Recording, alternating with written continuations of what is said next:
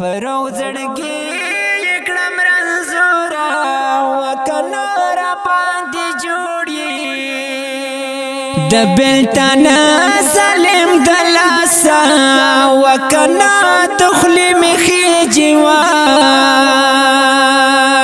او سوي سوي پر یدونا وکنا تخلی مخي جوای پرو زړګي کړم رنزورا وکنا را باندې جوړي کړل بشمیر شان زخمونه وکنا را باندې جوړي بلتون ډیر پسړ ظالم یې وکنا زما د خاورې او کړل د جوان ټولو امیدونه وکنا زما د خاورې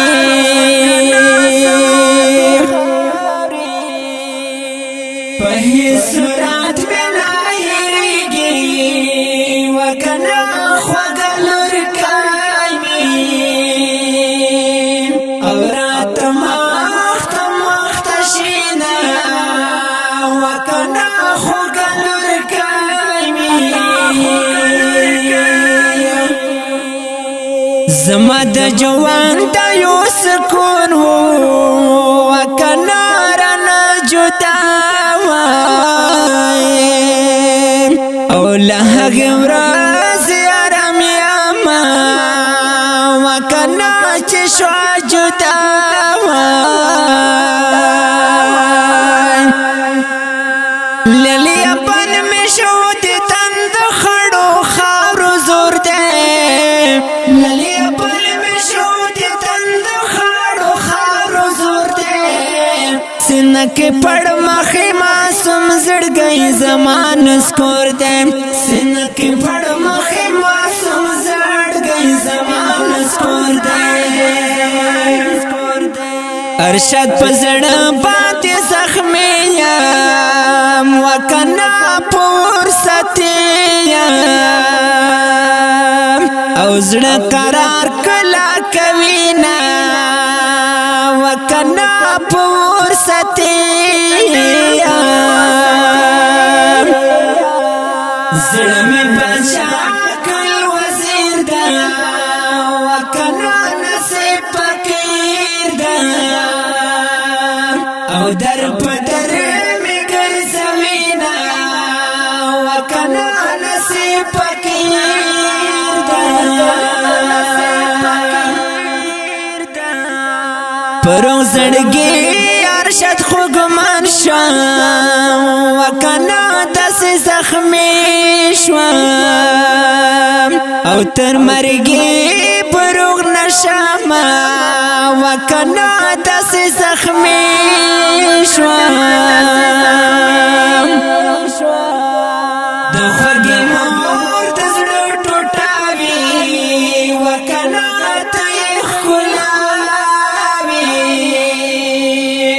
او په ژوند نیمګړې پاتې شوله وکنا ته یې ښکلاوي بېلکته ژوند ورته زندان دی وکنا ګزران یې ګران دی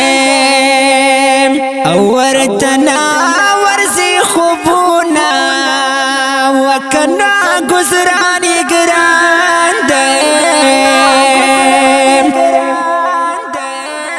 شپه کړمه ویښه تر سهاره وکنا زه ارشد ستا یدو سپام غلطه وامه وکنا زه ارشد ستا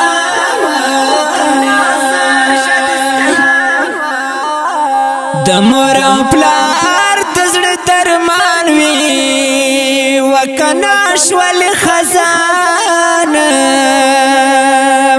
او ورلنا ورسي خوبونه وکنا شول خزانه